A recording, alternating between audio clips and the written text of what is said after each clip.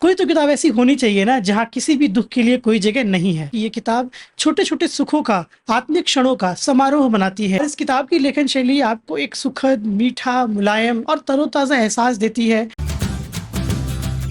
नमस्कार दोस्तों, मैं विकास और आप सबका बहुत बहुत स्वागत है मेरे चैनल विज्ञान पर, जहां मैं किताबों से जुड़े बहुत सारे वीडियोस बनाता रहता हूं। तो अगर आपको भी किताबें पढ़ने का शौक है या फिर किताबों के साथ आप एक खास किस्म का लगाव महसूस करते हैं, तो ये चैनल बिल्कुल आपके लिए है। और आज की वीडियो में मैं बात करने जा रहा हूँ विनोद कुमार शुक्ल जी की किताब दीवार में खिड़की रहती थी के बारे में। हिंदी की 10 सर्वश्रेष्ठ किताबों के ऊपर मैंने 2 वीडियोस बनाए हैं, जिसके भाग 2 में मैंने इस किताब का जिक्र किया है, जिसका लिंक आपको यहाँ दिख रहा होगा। उस पर क्लिक करके आप वो वीडियो भी देख सकते हैं और ये भी जान सकते हैं कि उस वीडियो में मैंने और किन किताबों का जिक्र किया है।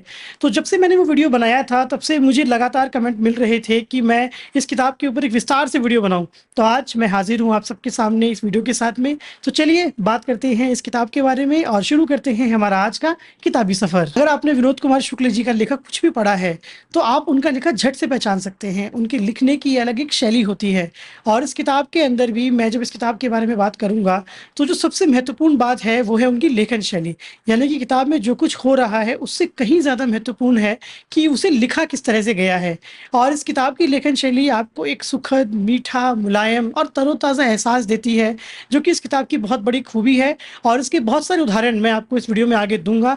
और उससे पहले चलिए बात करते हैं किताब के बारे में। यह उपन्यास सन 1996 में साक्षात्कार पत्रिका में एक धारावाहिक के रूप में छपा था, यानी कि हर हफ्ते इसकी कहानी के कुछ अंश उस पत्रिका में छपे करते थे।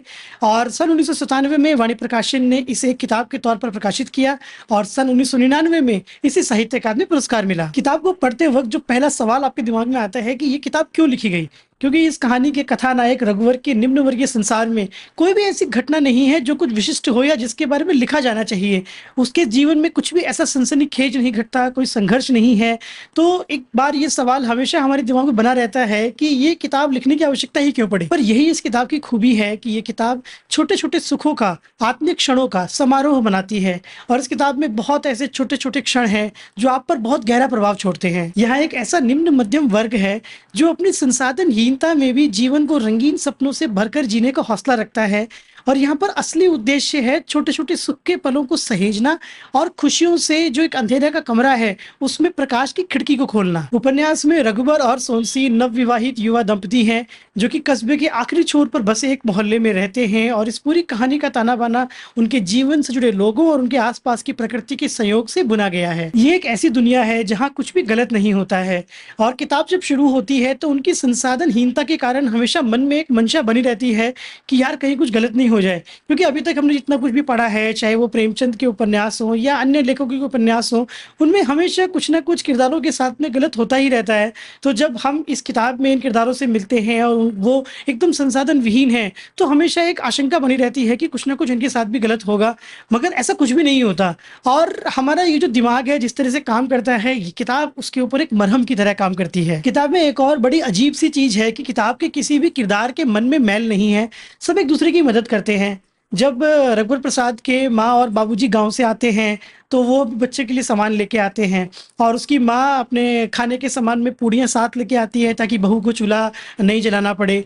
ऐसे ही जब उसके माँ बाप आते हैं तो वो दफ्तर से लौट रहा होता है तो उसके पड़ोसी पहले ही माँ बाप के बैठने का इंतज़ाम कर चुके होते हैं और वो दरअसल पड़ोसियों के गाने से ही समझ पाता है कि शायद उसकी बहू अब यहाँ पर आ गई है।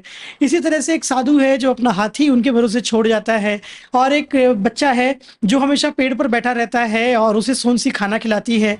और एक बूढ़ी अम्मा है जो रघुवर प्रसाद और सोनसी पर बिना किसी वजह के अपना स्नेह उड़ेलती रहती है। और इस किताब में ऐसे बहुत सारे किरदार हैं जो हमेशा एक दूसरे की मदद करते रहते हैं और ये किताब आपको पढ़ते वक्त एक मुलायम एहसास देती है। अब ये बात कई लोगों को अटपटी लग सकती है कि ऐसा कैसे हो सकता है कि कोई भी किरदार अपने मन में मैल नहीं रखता, सब एक दूसरे की मदद करते हैं। तो इसके बारे में मैं सिर्फ इतना ही कह सकता हूँ कि क्योंकि इस किताब की मंशा ही यही है कि छोटे छोटे सुखों को भी सहेज कर रखा जाए, तो फिर किसी भी दुख को इस किताब में जगह क्यों मिले। कोई तो किताब ऐसी होनी चाहिए ना जहाँ किसी भी दुख के लिए कोई जगह नहीं है। और अब बात करते हैं दीवार की खिड़की और उसके परे के संसार के बारे में। खिड़की से परे का संसार एकदम खुला है, वहाँ नदी है, तालाब है, बहुत सारे फूल हैं, तरह तरह के पेड़ हैं, तोते हैं, पक्षी हैं और ताज़ा सुगंधित हवा है। और एक बूढ़ी अम्मा है जो रघुवर प्रसाद और सोनसी पर बहुत सारा प्यार बरसाती है। रघुवर प्रसाद और सोनसी अक्सर खिड़की से कूदकर इस संसार में जाते हैं। वो तालाब में नहाते हैं, चट्टानों पर चांदनी रात में सोते हैं और हवाओं के साथ झूमते हुए वो खुद भी एकदम उड़ते हुए से मालूम होते हैं। इस जादू से भरे संसार की खास बात यह है कि ये संसार सिर्फ रघुवर प्रसाद और उसके परिवार को ही दिखाई देता है। इसलिए जब उसके विभाग के अध्यक्ष जब अपने परिवार को लेकर आते हैं तो उन्हें वो संसार बहुत ढूंढने पर भी दिखाई नहीं देता और रघुवर प्रसाद और सोनसी अक्सर इस दुनिया में जाते रहते हैं और उन्हें कहीं से भी ये संसार मिथ्या नहीं लगता। किताब में भोलेपन और अपनेपन का भाव तो छाया ही रहता है, पर मुझे ऐसा लगता है कि किताब में दाम्पत्य जीवन का भी बहुत मधुर चित्रण देखने को मिलता है। मेरी तरफ से एक सुझाव ये रहेगा कि इस किताब को पढ़ने के लिए आपको बहुत धैर्य रखना होगा, तभी आप रघुवर प्रसाद और सोनसी के कल्पनाओं से भरे संसार में प्रवेश कर पाएंगे और उनके अभावग्रस्त परंतु सुखी जीवन को महसूस कर पाएंगे। इस किताब को पढ़ते वक्त एक सुखद अनुभूति इस बात से भी होती है कि वो लोग जितना है उतने में खुश हैं, क्योंकि अगर आज हम लोग अपने जीवन को देखें तो हम अक्सर अमेजन, फ्लिपकार्ट और इंस्टाग्राम पे स्क्रॉल करते हुए बहुत सी ऐसी चीज़ों की लिस्ट बना लेते हैं जिनकी दरअसल हमें ज़रूरत नहीं है, मगर फिर भी हम उनकी चाहत पाल लेते हैं। और जब ये हमारी चाहत पूरी नहीं होती है तो फिर हम अपने दिल में एक बेमतलब का दुख बैठा लेते हैं, जिस दुख की हमारी ज़िंदगी में कोई जगह होनी नहीं चाहिए। और इस परिदृश्य में इस किताब को पढ़ना एक बहुत सुखद एहसास देता है। कई लोग इस किताब को मैजिकल रियलिज्म यानी कि जादू यथार्थवाद की श्रेणी में रखते हैं और कई लोगों का ये मानना है कि विनोद कुमार शुक्ल का जो लेखन है वो गैब्रियल गार्सिया मार्केज के लेखन शैली से प्रेरित है। और मैंने गैब्रियल गार्सिया मार्केज को पढ़ा हुआ है और मेरा ये मानना है कि विनोद कुमार शुक्ल जी के लिखने का ढंग उनसे अलग है और ये जो प्रेरणा वाली बात है वो मेरे हिसाब से सटीक नहीं बैठती है। दूसरी बात मैं ये कहना चाहूँगा कि जो लोग भी इस तरह की श्रेणियाँ बनाते हैं, मुझे ऐसा लगता है कि ये सब फालतू बातें हैं और मैं बहुत बहुत एहसानमंद हूँ विनोद कुमार शुक्ल जी का और मैं उन्हें बहुत धन्यवाद देता हूँ कि उन्होंने हिंदी में एक ऐसी किताब लिखी। और अब मैं आपको इस किताब की सबसे बड़ी खूबी यानी कि इसकी लेखन शैली से जुड़े कुछ उदाहरण देता हूँ। पहला उदाहरण, अभी पान के ठेले वाला आदमी रघुवर प्रसाद को इस नज़र से नहीं देख रहा है कि रघुवर प्रसाद पान खाएंगे।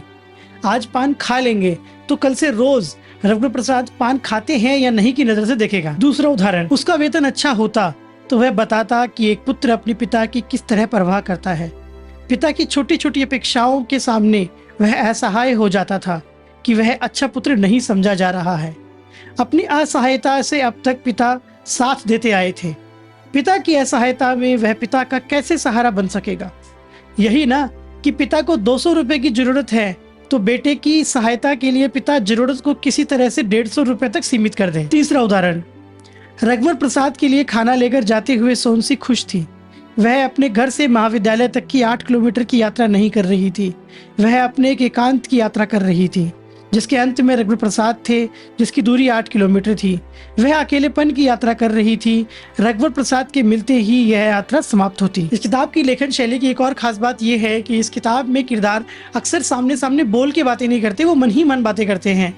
और अगर आपने वुडी एलन की जो फिल्म है एनी हॉल वो देखी है तो उसमें भी आपने देखा होगा कि उसमें भी किरदार ऐसे मन ही मन बातें करते हैं, वो बोल कुछ और रहे हैं और उनका मतलब कुछ और होता है। और यहाँ पर भी विनोद कुमार शुक्ल जी ने कुछ ऐसा ही किया है जो अन्य किताबों में बहुत कम आपको देखने को मिलता है, और खासकर हिंदी किताबों में। इसका उदाहरण ऐसे है कि जब रघुवर प्रसाद और सोनसी सो रहे होते हैं तो वो मन ही मन बोलता है कि क्या तुम जाग गई हो। तो सोनसी उत्तर देती है कि मैं अभी सोई हुई हूँ, लेकिन अगर तुम जगाओगे तो मैं जाग जाऊंगी। तो फिर रघुवर प्रसाद अपने मन में सोचता है कि मैं तुम्हें कैसे जगाऊं, मैं तो खुद ही सो रहा हूँ। और ऐसे बहुत सारी बातें हैं जो आपको पढ़ते हुए बहुत खूबसूरत लगती हैं। जैसे जब सोनसी अपने मायके चली जाती है तो रघुवर प्रसाद बूढ़ी अम्मा की तरफ देखता है इस नज़र से कि सोनसी कब आएगी, और फिर बूढ़ी अम्मा रघुवर प्रसाद को इस नज़र से देखती है। वो कुछ बोलती नहीं है, वो सिर्फ एक नज़र से देखती है और उससे आश्वासन दे रही होती है कि वो जल्दी आ जाएगी। और ऐसे बहुत सारे उदाहरण हैं इस किताब के अंदर जब किरदार कुछ कहते नहीं है, सिर्फ मन ही मन एक दूसरे की बातें समझ लेते हैं। इसीलिए मेरी आप सबसे बहुत गुजारिश रहेगी कि आप इस किताब को पढ़ो, और एक ऐसी किताब को पढ़ो जिसमें कहानी से ज़्यादा जो लिखने का तरीका है वो छाया हुआ है। अगर आपको ये किताब पढ़ने का मन हो तो इस किताब को खरीदने का लिंक मैंने डिस्क्रिप्शन में दे दिया है, आप ये किताब खरीद सकते हैं। और ये था मेरा आज का वीडियो। ये वीडियो आपको कैसा लगा मुझे कमेंट सेक्शन में ज़रूर बताइएगा, और अगर आपको वीडियो अच्छा लगा है तो मेरे वीडियो को लाइक कीजिएगा, मेरे चैनल को सब्सक्राइब कर लीजिएगा, क्योंकि किताबों से जुड़े ऐसे ही बहुत सारे वीडियोज़ मैं लेकर आता रहता हूँ। और मेरे चैनल के बारे में भी अपने दोस्तों को, यारों को और अपने परिवार वालों को बताइएगा, ताकि और लोग हमारे इस कारवां में जुड़ सकें और हमारा ये जो किताबी सफ़र है ये सफ़र और बड़ा हो सके। और अगर कोई ऐसी किताब है जिसके बारे में आप चाहते हैं कि मैं वीडियोस बनाऊं, तो वो भी मुझे कमेंट सेक्शन में बताइएगा। और जल्द ही मिलते हैं मेरे नए वीडियो में, तब तक आप मेरे ये दोनों वीडियो देख सकते हैं।